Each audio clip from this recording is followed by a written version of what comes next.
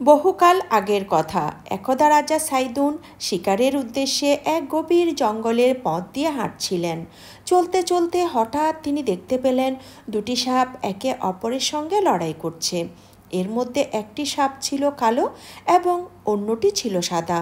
রাজা সাইদুন দেখলেন কালো সাপটি বারবার সাদা সাপটির উপর আক্রমণ চালিয়ে তাকে প্রায় মেরে ফেলার উপক্রম করেছে। সাদা সাপটির এই দুরবস্থা দেখে রাজার মনে দয়ার উদ্রেক হলো। তাই তিনি কালো সাপটিকে তীর নিক্ষেপ করে মেরে ফেললেন। আর তখনই ঘটল এক আশ্চর্যজনক ঘটনা। রাজার চোখের সামনেই সেই সাদা সাপটি রূপান্তরিত হয়ে এক মানবের রূপ ধারণ করল। এই দৃশ্য দেখে রাজা খুবই আতঙ্কিত হয়ে পড়ল। তখন সেই লোকটি রাজার ভীতি দূর করতে গিয়ে বলল, মহারাজ, আপনি ভয় পাবেন না। আমি মানুষও নই, সাপও নই। আমি আসলে জিন জাতির একজন। আমরা সাপের রূপ ধারণ করে এই জঙ্গলে ঘুরতে এসেছিলাম। আপনি আমার জীবন রক্ষা করেছেন। আমি আপনার প্রতি কৃতজ্ঞ। সেই মানবরূপী জিনের কথা শুনে রাজা কিছুটা আশ্বস্ত হয়ে তাকে জিজ্ঞাসা করলেন, কিন্তু কালো সাপটি আপনাকে এভাবে আক্রমণ করছিল কেন? সে আপনাকে কেন হত্যা করতে চেয়েছিল? জিনটি তখন বলল, আমি আসলে জিন জাতির একজন বাদশাহ। আমার একটি কন্যা রয়েছে যার নাম সারাবিল। সে খুবই সুন্দরী। আমার এক মন্ত্রী তাকে বিয়ে করতে চেয়েছিল, কিন্তু আমি সেই প্রস্তাবে রাজি হইনি। আর এই কারণে সে আমার উপর রাগান্বিত হয়ে আমাকে এই জঙ্গলে নিয়ে এসে আক্রমণ করেছিল, যাতে করে সে আমাকে হত্যা করে সে আমার সিংহাসন দখল করতে পারে এবং আমার কন্যাকেও বিবাহ করতে পারে। তবে আল্লাহর রহমতে আপনি এসে আমাকে মৃত্যুর হাত থেকে বাঁচালেন। জিনটির কথাগুলি শুনে রাজা সাইদুন কিছুটা চিন্তায় পড়ে গেলেন। জিনদের মধ্যেও রাজা, রাজত্ব এবং ষড়যন্ত্রের এত জটিলতা রয়েছে। তার কাছে বিষয়টি অদ্ভুত মনে হচ্ছিল। তখন জিনটি আবারও বলল, মহারাজ, আপনি আমার জীবন রক্ষা করেছেন। এই জন্য আমি আপনার প্রতি কৃতজ্ঞ। বলুন, আপনার জন্য আমি কী করতে পারি?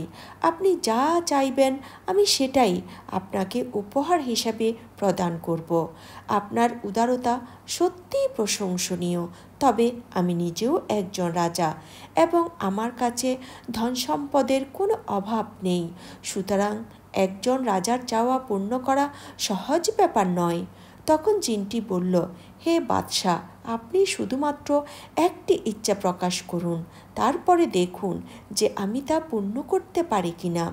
আমি কথা দিচ্ছি, আপনার চাওয়া অনুযায়ী আমি সব কিছুই আপনাকে প্রদান করব। রাজা তখন সুযোগ বুঝে বলেই ফেললেন, আমার কাছে আপনার সম্পদের কোনো প্রয়োজন নেই। তবে আমি চাই আপনার কন্যা সারাবিলকে আমার সাথে বিবাহ বন্ধনে আবদ্ধ করে দিন। এই কথা শুনে জিনটি হতবাক হয়ে গেল, কিন্তু সে তার প্রতিশ্রুতিতে বাঁধা ছিল। বাধ্য হয়ে সে বলল, ঠিক আছে, যেহেতু আমি আপনাকে প্রতিশ্রুতি দিয়েছি, তাই আপনার ইচ্ছা আমি পূর্ণ করব। তবে আপনাকে একটি শর্ত মানতে হবে। আর সেই শর্ত হলো, আমার কন্যা তো আর আপনার মতো মানুষ নয়। তার চলাফেরা, আচার আচরণ সবই ভিন্ন ধরনের, যা আপনার পছন্দ নাও হতে পারে। তবে এইসব নিয়ে আপনি তাকে কোনো প্রশ্ন করতে পারবেন না। যদি কোনো কারণে তাকে কোনো প্রশ্ন করে ফেলেন, তাহলে সেদিন সে আপনাকে ছেড়ে চলে আসবে এবং তখন কেউ তাকে ফিরিয়ে আনতে পারবে না। রাজা শর্তটি শুনে আশ্বস্ত হয়ে বললেন, আপনি নিশ্চিন্তে থাকুন। আমার প্রচুর ধন সম্পদ রয়েছে। আপনার কন্যার আচার ব্যবহার যাই হোক না কেন, আমি মেনে নিব। এরপর রাজা সেই জিনের কন্যাকে বিয়ে করে রাজপ্রাসাদে নিয়ে এলেন। তাদের দাম্পত্য জীবন অনেক সুখেই কাটছিল। কিছুদিন পরে তাদের ঘরে একটি পুত্র সন্তানের জন্ম হলো। পুত্র সন্তান পেয়ে রাজা আনন্দে আত্মহারা হয়ে উঠল। কিছুদিন পরে রাজা তার স্ত্রী ও পুত্রকে নিয়ে জঙ্গলের পাশ দিয়ে কোথাও যাচ্ছিলেন। তখনই হঠাৎ করে জঙ্গলের ভেতর থেকে একটি কালো বাঘ বেরিয়ে এলো। তখন অপ্রত্যাশিতভাবে রাজার স্ত্রী নিজ থেকেই শিশুপুত্রকে বাঘের কাছে দিয়ে দিলেন। বাঘটি রাজার পুত্রকে নিয়ে জঙ্গলের গভীরে চলে গেল। এই দৃশ্য দেখে রাজা ক্রোধে ফেটে পড়লেন। তার একমাত্র আদরের সন্তানকে বাঘের কাছে দিয়ে দেওয়া তার জন্য অবিশ্বাস্য এক আঘাতপ্রাপ্ত ছিল। তবুও স্ত্রীর প্রতি ভালোবাসা ও সংসার রক্ষার তাগিদে তিনি বিষয়টি মেনে নিলেন, কিন্তু তিনি স্ত্রীকে কিছুই বললেন না। কিছুদিন পর আবার তাদের একটি কন্যা সন্তান জন্মগ্রহণ করল। কন্যা সন্তানকে পেয়ে রাজা আবারও খুবই আনন্দিত হলেন, তবে সে আনন্দ দীর্ঘস্থায়ী হলো না। একদিন রাত্রে রাজা ঘুম থেকে জেগে উঠে দেখতে পেলেন তার স্ত্রী ও সন্তান তার পাশে নেই। তখন তিনি তাদেরকে খুঁজতে খুঁজতে পাশের কক্ষে গেলেন। সেখানে গিয়ে তিনি দেখতে পেলেন তার স্ত্রী আগুন জ্বালিয়ে তাদের কন্যাকে সে আগুনে ধরে রেখেছে। যা দেখতে পেলেন তার মেয়ে তার চোখের সামনেই পুড়ে ছাই হয়ে গেল। এবারও রাজা রাগে ফুলে উঠলেন, তবে এবারও তিনি কিছুই বললেন না। তিনি আবারও বিষয়টি মেনে নিলেন। কিছুদিন পরে রাজার সৈন্যবাহিনীরা শত্রুদের সঙ্গে মোকাবেলা করার জন্য রণক্ষেত্রে নেমে পড়ে। সেই রাত্রে রাজার স্ত্রী চুপিসারে সেখানে উপস্থিত হয়ে সৈন্যদের সংরক্ষিত পানির সবটুকুই মাটিতে ঢেলে দিল। অতঃপর সে সেখান থেকে চুপিসারে সেরে পড়ল, কিন্তু সেই ঘটনাটি এক সৈন্য দেখে ফেলেছিল। পরদিন সেই সৈন্য রাজার কাছে এসে বলল, মহারাজ, আপনি হয়তো জানেন না আপনার শত্রু আপনার প্রাসাদের মধ্যেই বসবাস করছে। গত রাত্রে আপনার স্ত্রী চুপিসারে গিয়ে সৈন্যদের জন্য রাখা পানিগুলো মাটিতে ঢেলে চলে এসেছে, যাতে করে আপনার সৈন্যরা পিপাসায় কাতর হয়ে পরাস্ত হয়। এই খবর শুনে রাজা প্রচণ্ড ক্রোধান্বিত হলেন। তিনি সঙ্গে সঙ্গে স্ত্রীকে রাজদরবারে ডেকে পাঠিয়ে জিজ্ঞেস করলেন, তোমার আসল উদ্দেশ্য কি? তোমার প্রতিটি কাজে আমি এতদিন সহ্য করে এসেছি, কিন্তু এবার আর পারছি না। কেন তুমি রাতে চুপিসারে সৈন্যদের মজুত রাখা পানিগুলি মাটিতে ঢেলে দিলে? তুমি কি চাও তারা তৃষ্ণায় কাতর হয়ে যুদ্ধে পরাজিত হোক?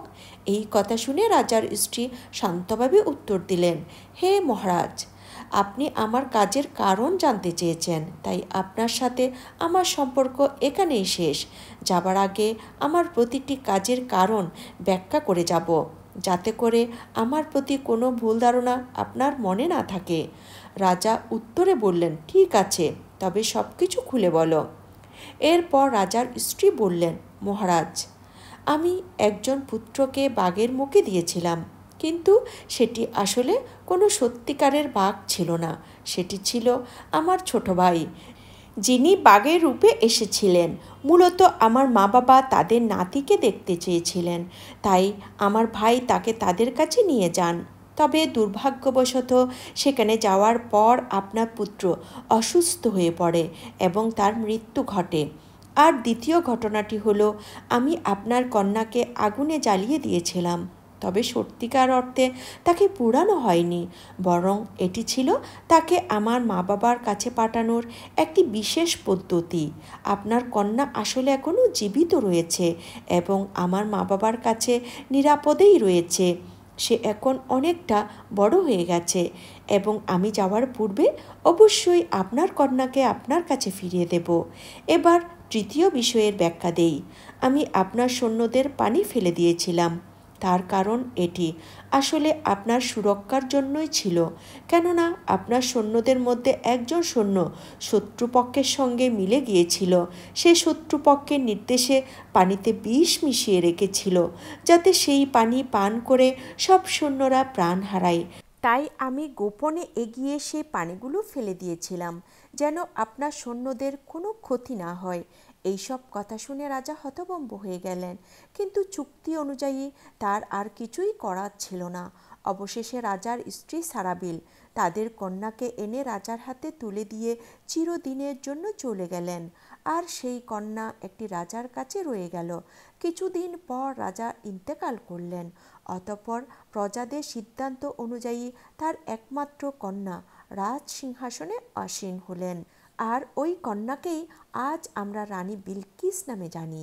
একদা হজরত সুলাইমান আলাইহিসসালাম সিংহাসনে বসে রাজকর্ম পরিচালনা করছিলেন।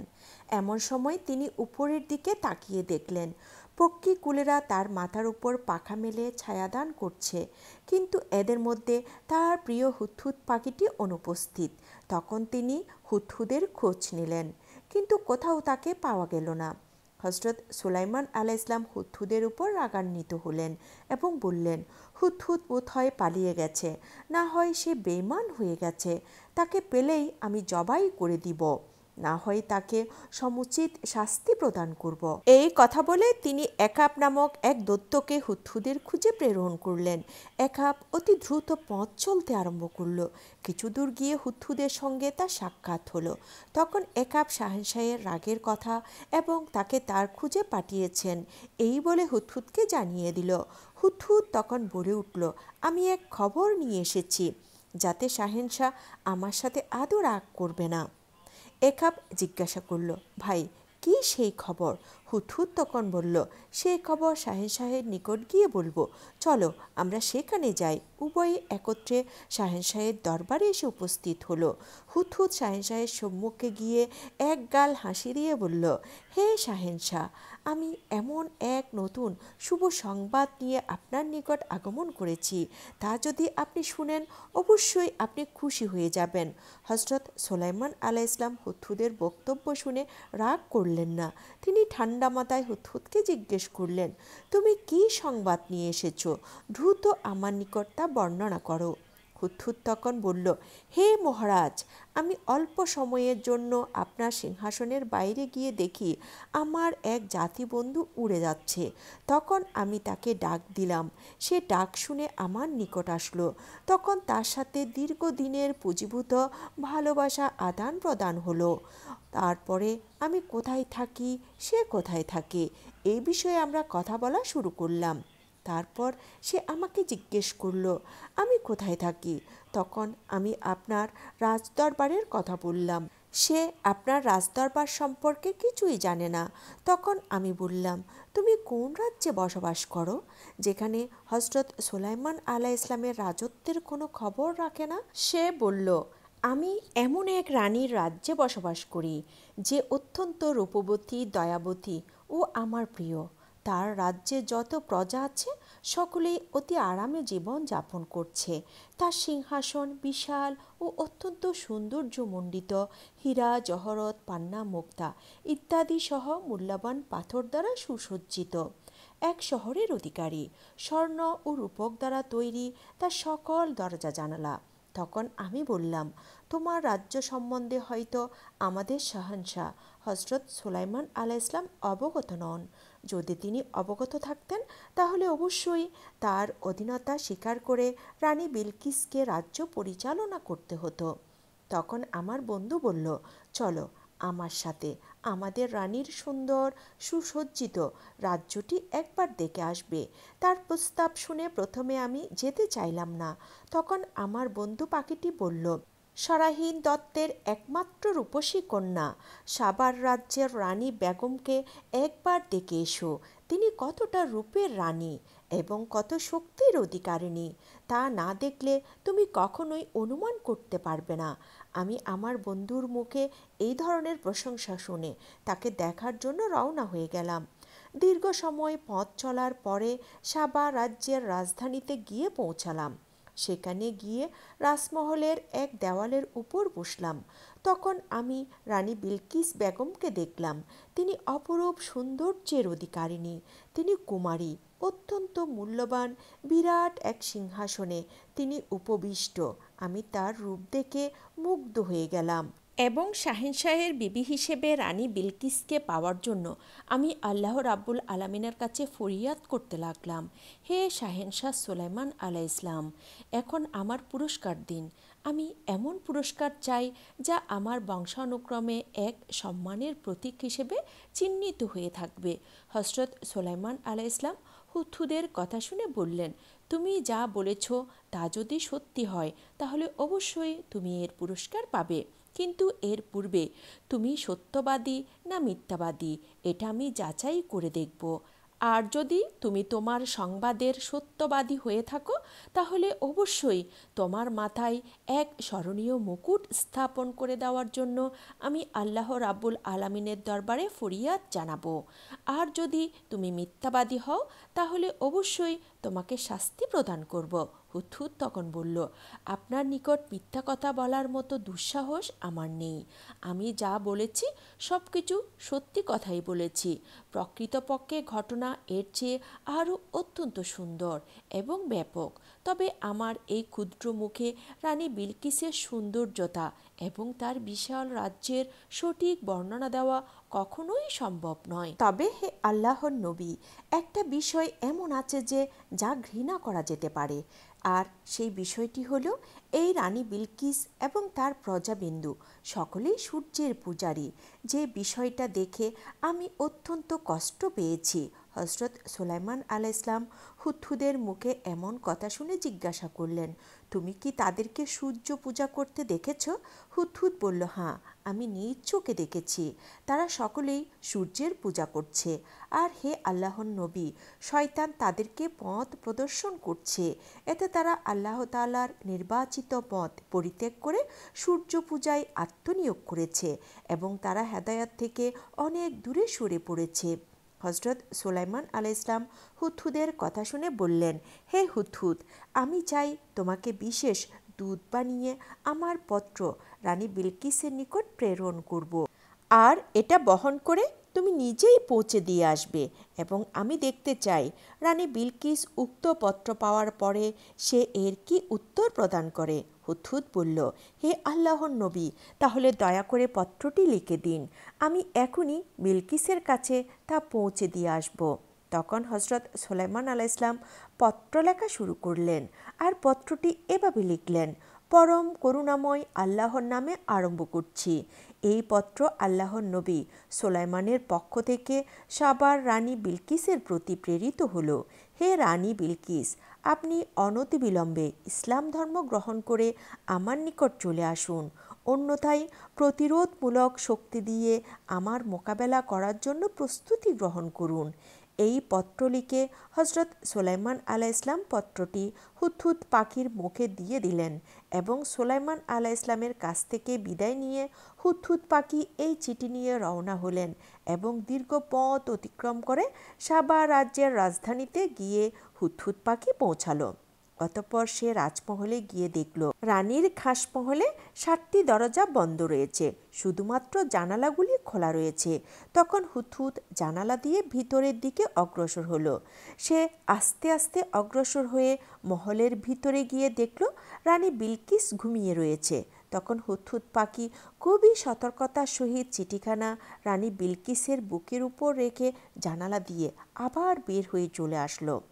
এরপর হুদহুদ পাখিটি সাবার রাজ্য থেকে রওনা দিয়ে হজরত সুলাইমান আলাইহিসসালামের কাছে এসে বলল, হে আল্লাহর নবী সুলাইমান আলাইহিসসালাম, আমি পত্রটি আপনার আমানত স্বরূপ রানী বিলকিসের কাছে পৌঁছে দিয়েছি। এদিকে রানী বিলকিস ঘুম থেকে জেগে উঠে দেখে তার বুকের উপর একখানা পত্র। পত্রটি দেখে সে অবাক হয়ে গেল। অতঃপর তিনি পত্রটি খুললেন এবং পাঠ করা শুরু করলেন। পত্রটি পাঠ করে তিনি ভীষণ চিন্তাযুক্ত হলেন। কে তার নিকট অলৌকিকভাবে এই পত্রটি পৌঁছে দিল? তিনি তো কাউকে দেখেননি। বিশেষ করে 7 মহলের সম্পূর্ণ দরজা সবগুলো বন্ধ থাকার পরে এই মহলে কে কিভাবে প্রবেশ করলো এবং এই পত্র এখানে কিভাবে আসলো? দ্বিতীয়ত, পত্রের বিষয়বস্তু অত্যন্ত বিধিকর এবং হুমকি বিশেষ। রানী পত্রের মর্ম অনুধাবন করে অত্যন্ত ভীত সন্ত্রস্ত হয়ে পড়লেন এবং জরুরি ভিত্তিতে তার পরিষদবর্গকে ডেকে পাঠালেন। জরুরি খবর পেয়ে তার পরিষদবর্গ রাজমহলে এসে উপস্থিত হলেন এবং রানী বিলকিস সকলকে পত্রখানি দেখালেন এবং পত্রের মর্ম অনুসারে তাদের কি কি করণীয় আছে সকলের নিকট পরামর্শ তলব করলেন। পরিষদের সদস্যবৃন্দদের কেউ কেউ বলল, আমরা সৈন্য সমাবেশ করে সুলাইমান আলাইহিসসালামের সাথে যুদ্ধ করব। কেউ বলল, না, যুদ্ধ করা সম্ভব নয়, তিনি বিশাল ব্যক্তির অধিকারী, তার সাথে যুদ্ধ করে আমরা কয়েক ঘন্টা টিকে থাকতে পারবো না। আবার কেউ কেউ বলল, হজরত সুলাইমান আলাইহিসসালামের নিকট আত্মসমর্পণ করা সবচাইতে নিরাপদজনক। সকলের কথা শেষ হওয়ার পরে রানী বিলকিস বলে উঠলেন, আমার অভিমত হলো তার সাথে যুদ্ধ করে আমাদের টিকে থাকা অসম্ভব। তার সম্পর্কে আমি যতদূর জানি তা হচ্ছে এই যে, সে যেই দেশে সৈন্য সামন্ত নিয়ে প্রবেশ করে সেই দেশের সব কিছু লণ্ডভণ্ড করে দেয়, অধিবাসীদেরকে চরম বিচ্যুতি করে ছেড়ে দেয়। এমন্ত অবস্থায় তার রোষানলে পতিত না হয়ে প্রথমে তার নিকট কিছু উপঢৌকন প্রেরণ করা বুদ্ধিমানের কাজ হবে। উপঢৌকন পৌঁছানোর পরে কাসেতরা ফিরে এসে কি বক্তব্য করে তা শোনার পরে উপযুক্ত ব্যবস্থা গ্রহণ করা যাবে। কেননা সে যদি প্রকৃতপক্ষে আল্লাহর নবী হয় তাহলে উপঢৌকন পেয়ে সে আরও রাগান্বিত হবে। সে বারবার চাইবে আমরা যেন সকলেই তার নিকট আত্মসমর্পণ করি। আর যদি সে দুনিয়ার সাধারণ একজন রাজা হয় তাহলে সে উপঢৌকন পেয়ে সন্তুষ্ট হয়ে যাবে। রানী বিলকিস যখন এই কথাগুলো বলল, রানীর প্রস্তাবে সকলে একমত হয়ে গেল। রানী বিলকিস উপঢৌকন প্রেরণ করে এই কথা বোঝাতে চেয়েছে যে হজরত সুলাইমান আলাইহিসসালাম প্রকৃতপক্ষে একজন নবী নাকি তিনি একজন সাধারণ রাজ্য অধিপতি। যদি হজরত সুলাইমান আলাইহিসসালাম নবী হন তাহলে তিনি উপঢৌকন কখনোই গ্রহণ করবেন না। তিনি রানীকে ইসলাম গ্রহণের জন্য চাপ সৃষ্টি করবেন। আর যদি তিনি একজন রাজ্য অধিপতি হন তাহলে তিনি উপঢৌকন গ্রহণ করে তাকে বিয়ের প্রস্তাব পাঠাবেন। এরপর রানী বিলকিস তার সৈন্যদের মধ্য থেকে একটি দল গঠন করলেন এবং হজরত সুলাইমান আলাইহিসসালামের নিকট যে সমস্ত উপঢৌকন প্রেরণ করবেন তাদের নিকট হস্তান্তর করলেন। উপঢৌকন হিসেবে রানী বিলকিস তার কাসেরদের নিকট 60টি স্বর্ণের এবং 60টি রূপার ইট প্রদান করলেন। মণিমুক্তা, জহরত ও পান্না জাতীয় অনেক মূল্যবান পাথর দিয়ে দিলেন। সর্বোপরি সবগুলো স্বর্ণের সুতা দ্বারা তৈরি করা ঢাকনা কাপড় দিয়ে ঢেকে কাসেরদের নিকট পাঠিয়ে দিলেন। এরপর উক্ত দূতেরা রানী বিলকিসের কাছ থেকে বিদায় নিয়ে হজরত সুলাইমান আলাইহিসসালামের রাজদরবারের দিকে রওনা করলেন। সাহারা মরুভূমি পাড়ি দিয়ে আস্তে আস্তে করে তারা হজরত সুলাইমান আলাইহিসসালামের দরবারে এসে পৌঁছালেন। হজরত সুলাইমান আলাইহিসসালাম তখন নিজ সিংহাসনে বসা ছিলেন। 1000 উজির তার সম্মুখে বসা ছিল এবং তাদের পাশে সৈন্য সামন্ত, ফাইপেয়াদা ও জিন, দত্ত দানবরা নিজ নিজ অবস্থানে হজরত সুলাইমান আলাইহিসসালামের আদেশ ও নির্দেশের অপেক্ষায় করজোড়ে দাঁড়িয়েছিলেন। ঠিক এমন সময় হুকুমবরদার এসে খবর দিল রানী বিলকিস উপঢৌকন নিয়ে কাসেদদের পাঠিয়েছেন। হজরত সুলাইমান আলাইহিসসালাম এই খবর পেয়ে কাসেদদের ভিতরে আসার হুকুম দিলেন। কাসেদরা প্রাসাদের সম্মুখে অগ্রসর হয়ে দেখল রাজমহলের দেওয়াল ছাদ পর্যন্ত কিছু স্বর্ণ ও রূপার তৈরি।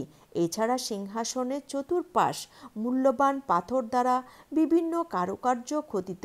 রাজমহল এত সুন্দর কারুকার্য দেখে উক্ত কাসেদরা নিজেদের নিয়ে আসা উপঢৌকনগুলোকে অতি তুচ্ছ বলে মনে হলো। এর কারণে তারা ভীষণ লজ্জিত হয়ে পড়ল। তারা এসব নিয়ে সম্মুখে অগ্রসর হতেই লজ্জাবোধ করছিল। ঠিক এই সময় হুদহুদ পাখি তাদের মনোবল শক্ত করে হজরত সুলাইমান আলাইহিসসালামের নিকট অগ্রসর হয়ে যাওয়ার জন্য আদেশ করল। তখন তারা হজরত সুলাইমান আলাইহিসসালামের সম্মুখে এসে যথাযথ সম্মান প্রদর্শন করল এবং হজরত সুলাইমান আলাইহিসসালামের নিকট উপঢৌকন সমূহ পেশ করল। হজরত সুলাইমান আলাইহিসসালাম এই সকল উপঢৌকন দেখে বললেন, তোমরা কি আমাকে উপঢৌকন দিয়ে খুশি করতে এসেছো? এর চেয়ে আমার আল্লাহ আমাকে অনেক বেশি দিয়েছেন। এখনই তোমরা এগুলো নিয়ে ফেরত চলে যাও আর তোমাদের রানীকে গিয়ে বলো, যদি সে ইসলাম কবুল করতে অস্বীকার করে তাহলে আমি আমার সেনা দলবল নিয়ে তার প্রতি আক্রমণ করব, যার ফলে তার রাজ্য লণ্ডভণ্ড হয়ে যাবে এবং তারা সকলে তুচ্ছ হয়ে পড়বে। কাসেদরা হজরত সুলাইমান আলাইহিসসালামের দরবার থেকে বিদায় নিয়ে আস্তে আস্তে রানী বিলকিসের দরবারের দিকে রওনা হলো। কাসেদরা রানী বিলকিসের কাছে এসে হজরত সুলাইমান আলাইহিসসালামের সকল মন্তব্যগুলো জানালো। তার পাশাপাশি হজরত সুলাইমান আলাইহিস সালামের দরবারের শান শওকতের কথা সবিস্তারে বর্ণনা করল। তখন রানী বিলকিস বললেন, তিনি আমার চেয়ে অনেক বড় সম্রাট, অনেক বেশি শক্তিশালী। তার সাথে যুদ্ধ করার মতো ক্ষমতা আমার এবং আমার দেশের কেউ রাখে না। তবে হজরত সুলাইমান আলাইহিস সালামের ধমকের কারণে তার উপর ঈমান আনা কখনোই উচিত হবে না, বরং তিনি কি আসলেই আল্লাহর নবী কিনা তা যাচাই করার জন্য তার পক্ষ থেকে কিছু মুআজিজা আমাদের দেখে নেওয়া উচিত।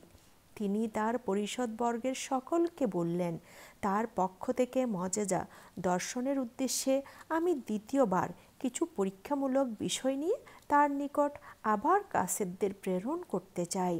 রানীর এই কথাগুলো শুনে পরিষদবর্গের সকলেই তার সাথে একমত হলো। তখন রানী বিলকিস কিছু সংখ্যক দাসদাসীকে একই রকম পোশাক পরিধান করালেন এবং ছিদ্রবিহীন কয়েক টুকরো একুত পাথর কৌটায় ভরে দিলেন। অতঃপর কিছু সংখ্যক তেজি ও অলস ঘোড়া প্রেরণ করলেন। অবশেষে একটি খালি বোতল দিয়ে দিলেন আর কাসেদদের বলে দিলেন, প্রথমে হজরত সুলাইমান আলাইহিস সালামকে তোমরা দাসদাসীকে পৃথক করে দিতে বলবে। এরপর লোহা বা অন্য কোনো যন্ত্র দ্বারা ছিদ্র না করে অন্য কোনো উপায়ের মাধ্যমে ইয়াকুত পাথরগুলোকে ছিদ্র করে কেটে দিতে বলবে। তৃতীয়ত, তেজি ও অলস ঘোড়াগুলোকে পৃথক করে দিতে বলবে। চতুর্থ নম্বরে খালি বোতলটিতে এমন পানি ভরে দিতে বলবে যে পানি আকাশ ও মাটির কোনো জায়গায় পাওয়া যায় না। সকল প্রস্তাব বলা শেষ হলে কাসেদদের রানী বিলকিসের পক্ষ থেকে যে সমস্ত জিনিস নিয়ে হজরত সুলাইমান আলাইহিস সালামের রাজদরবারের উদ্দেশ্যে রওনা হওয়ার কথা ছিল, সবই নিয়ে তারা রওনা হয়ে গেল। সাহারা মরুভূমি পাড়ি দিয়ে আস্তে আস্তে তারা হজরত সুলাইমান আলাইহিস সালামের রাজদরবারে এসে উপস্থিত হলেন এবং হজরত সুলাইমান আলাইহিস সালামের নিকটে সকল উপঢৌকনগুলো পেশ করলেন এবং উক্ত কাসেদগণ রানী বিলকিসের সকল প্রস্তাব হজরত সুলাইমান আলাইহিস সালামের নিকট ব্যক্ত করলেন। তখন হজরত সুলাইমান আলাইহিস সালাম একই রূপে পোশাক পরা সকল দাসদাসীকে হাত ধুইয়ে আসার জন্য আদেশ দিলেন। তখন পুরুষগণ শুধুমাত্র হাতের আঙ্গুল ধৌত করলেন এবং নারীগণ তাদের হাতের কবজি পর্যন্ত ধৌত করলেন। আর এর মাধ্যমেই হজরত সুলাইমান আলাইহিস সালাম বলে দিলেন, এদের মধ্য থেকে যারা শুধুমাত্র হাতের আঙ্গুল পর্যন্ত ধৌত করেছে এরা হচ্ছে পুরুষ, আর যারা হাতের কবজি পর্যন্ত ধৌত করেছে এরা হচ্ছে নারী। দ্বিতীয়ত, ইয়াকুত পাথর মাটিতে রেখে পাথর ছিদ্রকারী এক প্রকার কীটকে হজরত সুলাইমান আলাইহিস সালাম আদেশ দিলেন যেন উক্ত কীট ইয়াকুত পাথরকে ছিদ্র করে দেয়। 3 নম্বরে হজরত সুলাইমান আলাইহিস সালাম ঘোড়াগুলোর সম্মুখে ছোলা বুট ও ঘাস হাজির করতে বললেন। অলস ঘোড়াগুলো তাড়াহুড়া করে ছোলা বুট খেতে শুরু করলো আর তেজি ঘোড়াগুলো একটু অপেক্ষা করে ঘাস খেতে আরম্ভ করলো। তখন হজরত সুলাইমান আলাইহিস সালাম অলস ঘোড়ার পার্থক্য দেখিয়ে দিলেন। অতঃপর হজরত সুলাইমান আলাইহিস সালাম উক্ত খালি বোতলটিকে আনতে বললেন। তখন কাসেদগণ খালি বোতল হজরত সুলাইমান আলাইহিস সালামের কাছে পেশ করলেন। তখন হজরত সুলাইমান আলাইহিস সালাম বললেন, এই বোতল দিয়ে আমি কি করব? তখন কাসেদগণ বলল, এই বোতলের মধ্যে আপনি এমন পানি ভরে দিবেন যা আকাশ এবং জমিনের কোনো জায়গায় খুঁজে পাওয়া যায় না। তখন হজরত সুলাইমান আলাইহিস সালাম একটি ঘোড়া উপস্থিত করার জন্য আদেশ দিলেন। তখন একটি ঘোড়াকে উপস্থিত করা হলো। অতঃপর উক্ত ঘোড়ার উপরে একজনকে আরোহণ করলেন এবং বললেন, অতি দ্রুত যেন ঘোড়া নিয়ে সে অগ্রসর হতে থাকে। দীর্ঘ সময় সে ঘোড়া চালিয়ে হজরত সুলাইমান আলাইহিস সালামের নিকটে এসে আবার উপস্থিত হলেন। দ্রুত দৌড়ানোর কারণে উক্ত ঘোড়াটি যখন ঘেমে গেল, হজরত সুলাইমান আলাইহিস সালাম উক্ত ঘোড়ার ঘামগুলো সেই বোতলের মধ্যে ভরে নিলেন এবং বললেন, এটা এমন একটি পানি যা আকাশে পাওয়া যায় না, আবার জমিনেও পাওয়া যায় না। রানী বিলকিসের পাঠানো সকল কাসেদরা সুলাইমান আলাইহিস সালামের কার্যকলাপ দেখে একেবারে হতবাক হয়ে গেল এবং তারা দ্রুত হজরত সুলাইমান আলাইহিসসালামের কাছ থেকে বিদায় নিয়ে রানী বিলকিসের দরবারের দিকে রওনা হয়ে গেল। অতঃপর তারা রানী বিলকিসের কাছে উপস্থিত হয়ে হজরত সুলাইমান আলাইহিসসালামের সকল মুজিজা এবং এলম ও হিকমতের ব্যাপারে সবিস্তারে বর্ণনা করল।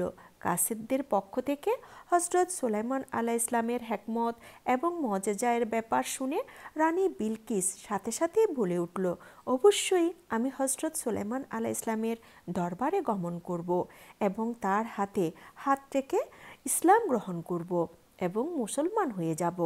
এরপর আস্তে আস্তে রানী বিলকিস সফরের প্রস্তুতি নিতে আরম্ভ করলেন। তিনি তার পরিষদবর্গকে আদেশ দিলেন যেন তার সিংহাসনটি 7 মহলের অভ্যন্তরে রেখে সকল দরজা বন্ধ করে দেওয়া হয়। রানী বিলকিসের হুকুম পেয়ে তারা তার সিংহাসনটি 7 মহলের মধ্যে রেখে 7টি দরজা তালা লাগিয়ে দেওয়া হয়। অতঃপর রানী বিলকিস হজরত সুলাইমান আলাইহিসসালামের রাজদরবারের উদ্দেশ্যে যাত্রা করলেন আর তার সাথে 100 দাসদাসী ও অসংখ্য সৈন্য সামন্ত নিয়ে তিনি সাহারা মরুভূমি পাড়ি দিয়ে হজরত সুলাইমান আলাইহিসসালামের মুলুকের দিকে রওনা করলেন। এই দিক থেকে মুহূর্তের মধ্যে বাতাস হজরত সুলাইমান আলাইহিসসালামের নিকট রানী বিলকিসের রওনা হওয়ার ব্যাপারে জানিয়ে দিলেন। তখন তিনি সাথে সাথে রাজদরবারকে আরও পরিপাটি করার জন্য আদেশ প্রদান করলেন। হজরত সুলাইমান আলাইহিসসালামের আদেশ পেয়ে তার রাজদরবারের সমস্ত জিনগণ রাজদরবারকে আরও পরিপাটি করে তুললেন।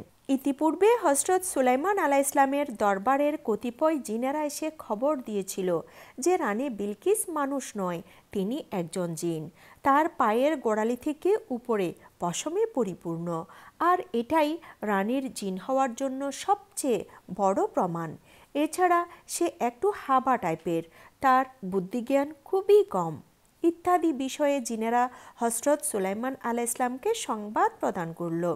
হজরত সুলাইমান আলাইহিসসালাম এই দুটি বিষয়ে পরীক্ষা করার জন্য তিনি তার সিংহাসনের সম্মুখে একটি খোলা নহর তৈরি করলেন।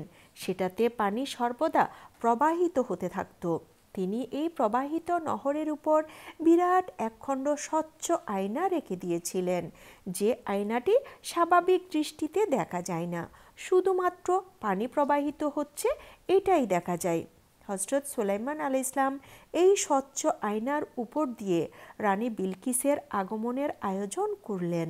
হজরত সুলাইমান আলাইহিসসালামের দরবারে রানী বিলকিসের আগমনের ব্যাপারটি সমস্যা দেখা দিল। রানী বিলকিস এক রাজ্যের বাদশাহ। তিনি যখন হজরত সুলাইমান আলাইহিসসালামের দরবারে আসছেন তখন একটি মর্যাদাবান আসন তো প্রয়োজন।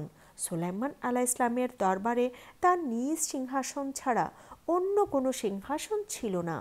তাই বিষয়টা নিয়ে সকলেই চিন্তিত হয়ে পড়ল। হজরত সুলাইমান আলাইহিসসালাম তখন বললেন, হে জিন জাতি, তোমাদের মধ্যে কে এমন আছো যে রানী বিলকিসের সিংহাসনটি আমার নিকট উপস্থিত করে দিতে পারবে? হজরত সুলাইমান আলাইহিসসালামের আদেশক্রমে জিনেরা এসে বলল, আপনার হুকুম পেলে আমরা কয়েক ঘন্টার মধ্যে রানী বিলকিসের সিংহাসন এনে এখানে উপস্থিত করে দিতে পারবো।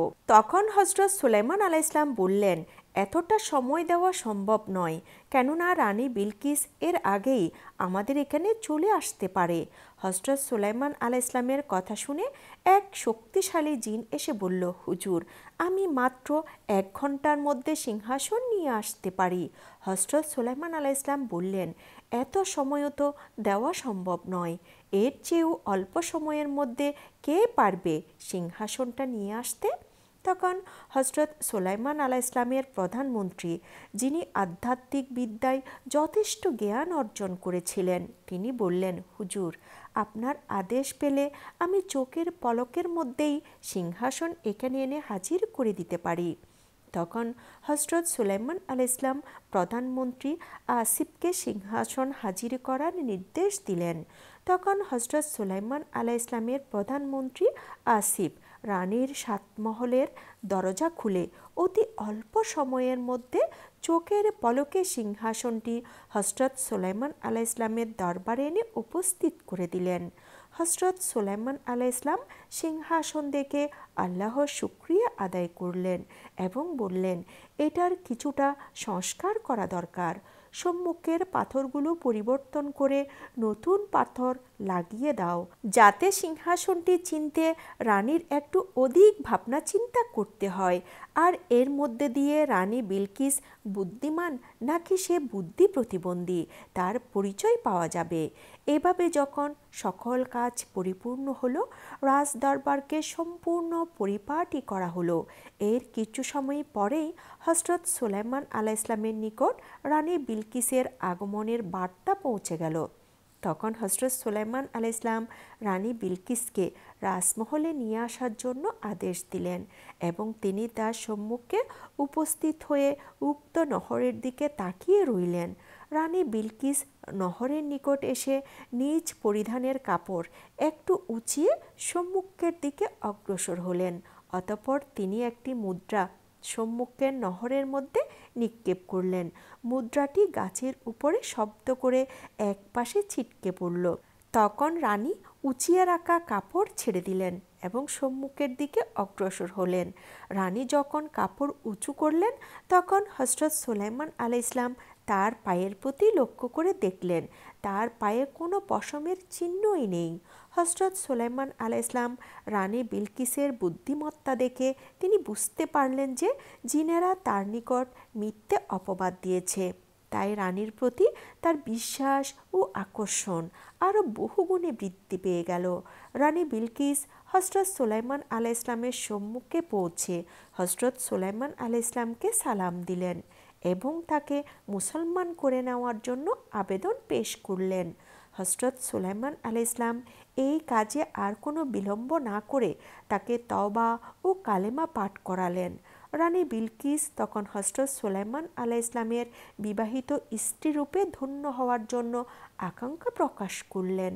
হযরত সুলাইমান আলাইহিসসালাম বললেন, সেই বিষয়টি পরে দেখা যাবে, আপনি আমার পাশের সিংহাসনে উপবেশন করুন। হযরত সুলাইমান আলাইহিসসালামের কথা শুনে রানী বিলকিস উক্ত সিংহাসনের দিকে তাকালেন এবং তিনি এক দৃষ্টিতে তাকিয়ে রইলেন। তিনি বিস্ময়ে হতবাক হয়ে পড়লেন। তখন হযরত সুলাইমান আলাইহিসসালাম জিজ্ঞাসা করলেন, আপনার সিংহাসনটি কেমন, আমাকে একটু বলুন। তখন রানী বিলকিস বললেন, আমার সিংহাসন আর কেমন হবে, এই সিংহাসনটি দেখে আপনি বুঝে নিতে পারেন। হযরত সুলাইমান আলাইহিসসালাম রানীর বিচক্ষণতা দেখে বেশ মুগ্ধ হলেন এবং তাকে ধন্যবাদ দিলেন। তখন রানী বিলকিস বললেন, হে আল্লাহর নবী, আপনার দোয়া ও সহবত পেলে আমি জীবনে আরও ধন্য হব। আপনি আমাকে সেই সৌভাগ্য দান করুন। হযরত সুলাইমান আলাইহিসসালাম তখন রানী বিলকিসের প্রস্তাবটি নিয়ে তার পরিষদবর্গ ও জিনদের সাথে পরামর্শ করলেন। তখন সকলেই তাকে পরামর্শ দিলেন। রানী বিলকিস যেহেতু ইসলাম ধর্ম গ্রহণ করেছে, তার পাশাপাশি সে মানব সন্তান, তাকে বিবাহ করতে কোনোরূপ প্রতিবন্ধকতা থাকতে পারে না। তাদের সকলের পরামর্শ শুনে হযরত সুলাইমান আলাইহিসসালাম অতি দ্রুত বিবাহের আয়োজনে লেগে গেলেন। স্বাভাবিকভাবে অল্প সময়ের মধ্যেই তাদের বিবাহ কার্য সম্পন্ন হলো। হযরত সুলাইমান আলাইহিসসালামের পরিষদবর্গ এবং তার উম্মত ও সকল লোক হযরত সুলাইমান আলাইহিসসালাম এবং রানী বিলকিসের মধ্যকার বিবাহ খুব সুন্দরভাবে উপভোগ করতে লাগলো। হযরত সুলাইমান আলাইহিসসালামের স্ত্রীর সংখ্যা ছিল ইতিপূর্বে ৩০০ জন, এখন হলো ৩০১ জন। আর তার রাজমহলের বাড়ির সংখ্যা ছিল ৭০০। সর্বমোট ১,০০০ ছিল ঘরোয়া মেয়ের সংখ্যা। তিনি যখন অন্য মহলে যেতেন, তখন সকল স্ত্রীগণ সম্মুখে দাঁড়িয়ে থাকতেন এবং বাদীগণ তার পিছনে দাঁড়িয়ে থাকতেন। তাদের মধ্য থেকে রানী বিলকিসকে হযরত সুলাইমান আলাইহিসসালাম সব থেকে বেশি সম্মান দিতেন। রানী বিলকিস যখন তার নিকট আসতেন, তখন অন্যান্য সকল স্ত্রী ও বাদীরা দূরে সরে যেত, যাতে করে হযরত সুলাইমান আলাইহিসসালাম ও রানী বিলকিস দুজনে অধিক সময় ধরে আনন্দ উপভোগ করতে পারেন। হযরত সুলাইমান আলাইহিসসালাম যে রাত্রে স্ত্রীদের নিকট গমন করতেন, সেই রাত্রে এক এক করে স্ত্রীদের সাথে মিলন করতেন। কোনো বৈষম্য বা পার্থক্য তার নিকট ছিল না, আর এটাই ছিল ইসলামের শাশ্বত বিধান। হজরত সুলাইমান আলাইহিসসালাম রানী বিলকিস এবং তার অন্যান্য স্ত্রীদেরকে নিয়ে সুখে শান্তিতে দিন কাটাতে লাগলেন। হজরত সুলাইমান আলাইহিসসালামের যুগের অধিকাংশ জিন ছিল হজরত সুলাইমান আলাইহিসসালামের দাবেদার, বাকি কতক ছিল বেঈমান, কতক ছিল মুশরিক, আর কতক ছিল রাষ্ট্রদ্রোহী, পলাতক ছিল। হজরত সুলাইমান আলাইহিসসালাম প্রায় অন্যায়কারী জিনদেরকে ধরে এনে বিচার করতেন। পলাতক ও রাষ্ট্রদ্রোহী জিনদেরকে ধরার জন্য জিনদের মধ্যে গুপ্তচর ছিল, সেনাবাহিনী ও নিরাপত্তা বাহিনীও ছিল। সেই সকল জিনেরা পালাবদল করে ক্রমে ক্রমে অপরাধীদেরকে খুঁজে বের করে হজরত সুলাইমান আলাইহিসসালামের দরবারে বন্দি করে নিয়ে আসতেন। একদিন হজরত সুলাইমান আলাইহিসসালাম তার রাজসিংহাসনে বসেছিলেন। এমন সময় রানী বিলকিস সেখানে হাজির হলেন এবং অত্যন্ত আদরের সুরে বললেন, হে আল্লাহর নবী হজরত সুলাইমান আলাইহিসসালাম, আপনি তো প্রায়ই আপনার সিংহাসনে বসে এই পৃথিবীর এক প্রান্ত থেকে অন্য প্রান্তে ভ্রমণ করেন।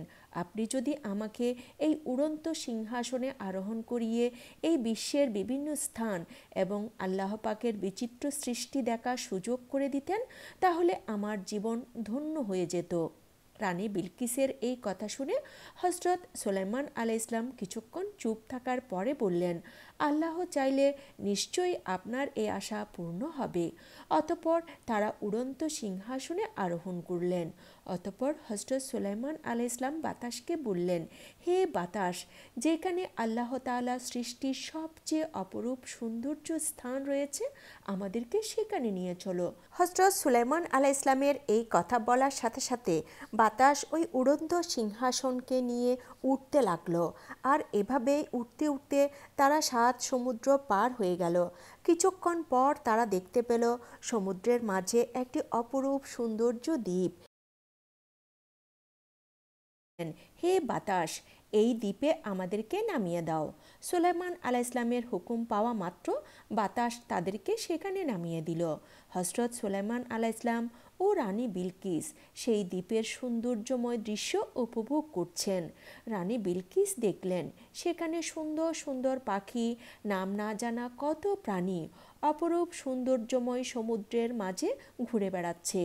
এটা দেখে রানী বিলকিস বলল, হে আমার আল্লাহ, কত সুন্দর তোমার সৃষ্টি, এই পৃথিবী, না জানি কত সুন্দর তুমি।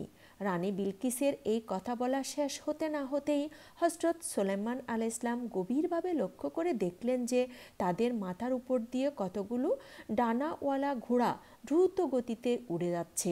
তাদের অপরূপ সৌন্দর্য, সুন্দর আকৃতি দেখে হজরত সুলাইমান আলাইহিসসালামের খুব ভালো লেগে গেল। তাই ওই ঘোড়াগুলোকে দেখার জন্য তিনি এক দৃষ্টিতে তাকিয়ে রইলেন। কিন্তু তাদের দিকে তাকাতে না তাকাতেই খুব দ্রুত গতিতে সেই পঙ্খিরাজ ঘোড়াগুলো তাদের চোখের আড়াল হয়ে গেল। অতঃপর হজরত সুলাইমান আলাইহিসসালাম রানী বিলকিসকে বললেন, আপনি এখানে একটু অপেক্ষা করুন, আল্লাহর দেওয়া এই অপরূপ সৃষ্টি আমি দেখে আসি। এই কথা বলার পর হজরত সুলাইমান আলাইহিসসালাম তার উড়ন্ত সিংহাসন নিয়ে ওই ডানাওয়ালা ঘোড়ার পেছনে পেছনে যেতে লাগলেন। কিন্তু ওই ঘোড়াগুলির গতি এত দ্রুত ছিল যে তিনি আর তাদের দেখতে পেলেন না। সেই ঘোড়াগুলি কোথায় যেন অদৃশ্য হয়ে গেল। অবশেষে তিনি ব্যর্থ হয়ে রানী বিলকিসের নিকট ফিরে আসলেন। রানী বিলকিস প্রাণ ভরে সমুদ্রের দৃশ্য অবলোকন করলেন। অতঃপর তারা প্রাকৃতিক সৌন্দর্যমণ্ডিত গাছপালা, নহর, ঝর্ণা ও পর্বতমালা দেখলেন। হজরত সুলাইমান আলাইহিসসালাম ও রানী বিলকিস সেখানে পৌঁছার পরে জিনেরা কয়েক হাজার রাষ্ট্রদ্রোহী পলাতক জিনকে আটক করে হজরত সুলাইমান আলাইহিসসালামের সম্মুখে হাজির করলেন। হজরত সুলাইমান আলাইহিসসালাম তাদেরকে মৃত্যুদণ্ড প্রদানের সিদ্ধান্ত গ্রহণ করলেন। তখন রানী বিলকিস তাদের জীবন ভিক্ষার জন্য হজরত সুলাইমান আলাইহিসসালামের নিকট আবেদন করলেন। রানী বিলকিসের আবেদনের কারণে হজরত সুলাইমান আলাইহিসসালাম বললেন, এরা দীর্ঘদিন যাবৎ আমার বিরুদ্ধে ষড়যন্ত্র করে এসেছে, এদের কোনোই ক্ষমা নেই। তবে তুমি যদি তোমার দায়িত্বে এদেরকে অনুগত মুসলমান করে দেখাশোনা করতে পারো তাহলে এদের জীবন ভিক্ষা দিতে পারি। রানী বিলকিস তখন সকল জিনদের নিকট অঙ্গীকার নিয়ে তাদেরকে মুসলমান করে নিজ তত্ত্বাবধানে নিয়ে গেলেন। এই জিনেরা সারা জীবন রানী বিলকিসের আজ্ঞাবহ হয়ে থাকলো। হজরত সুলাইমান আলাইহিসসালাম সেখান থেকে সফর শেষ করে রানী বিলকিসের সাবা নামক রাজ্যের দিকে আস্তে আস্তে রওনা দেওয়া শুরু করলেন। রানী বিলকিস সহ সুলাইমান আলাইহিসসালামকে নিয়ে সেই উড়ন্ত আসনটি সাবা রাজ্যে এসে উপস্থিত হলেন। হজরত সুলাইমান আলাইহিসসালাম সাবা রাজ্যে পৌঁছার পরে সেখানে দীর্ঘ সময় অবস্থান করলেন এবং তার রাজ্যের সব কিছু ঘুরে ঘুরে দেখলেন। সর্বশেষে হজরত সুলাইমান আলাইহিসসালাম সাবা রাজ্যের সকল অধিবাসীদেরকে ইসলামের তালিম দিলেন এবং মুসলমানদের অন্তর্ভুক্ত করে নেন। এছাড়া সেখানকার প্রশাসন বিভাগের কর্মকর্তাদেরকে ডেকে ইসলামী আইন অনুসারে রাজ্য পরিচালনা করার পরামর্শ দেন এবং জাবুর কিতাব অনুসারে দেশ পরিচালনার লক্ষ্যে অতি শীঘ্র একটি শিক্ষা প্রতিষ্ঠান গড়ে তোলার নির্দেশ প্রদান করেন। এছাড়া মানুষকে পরিশ্রমী ও আদর্শবান করে গড়ে তোলার উদ্দেশ্যে দেশব্যাপী কিছু প্রশিক্ষণ কেন্দ্র খোলার পরামর্শ দেন। এছাড়া আরও প্রয়োজনীয় বহু বিষয়ে তিনি দিক নির্দেশনা প্রদান করেন। এরপর হজরত সুলাইমান আলাইহিসসালাম সাবা রাজ্যে রানী বিলকিসকে রেখে উড়ন্ত আসন নিয়ে আস্তে আস্তে নিজ দেশের উদ্দেশ্যে রওনা হয়ে গেলেন। হজরত সুলাইমান আলাইহিসসালাম বিভিন্ন শহর, নদ, নদী, সাগর ইত্যাদি পাড়ি দিয়ে আবার নিজ দেশে এসে উপস্থিত হলেন। নিজ দেশে পৌঁছার পর হজরত সুলাইমান আলাইহিসসালাম আগের ন্যায় আবার রাষ্ট্র পরিচালনা করা শুরু করলেন। মাঝে মধ্যে তিনি সাবা রাজ্যে গমন করে রানী বিলকিসের খোঁজ খবর নিতেন এবং সেই দেশের সমস্ত লোকদেরকে নসিহত ও তালিম দিতেন। হজরত সুলাইমান আলাইহিসসালাম এভাবে আল্লাহ রাব্বুল আলামিনের হেদায়তের বাণী জাবুর কিতাবের দাওয়াত নিজ দেশ এবং অন্য সকল রাষ্ট্রে প্রচার করলেন। হজরত সুলাইমান আলাইহিসসালাম এভাবে অক্লান্ত পরিশ্রম করে নিজ দেশসহ অন্যান্য সকল রাষ্ট্রে ইসলামের প্রচারণা করলেন।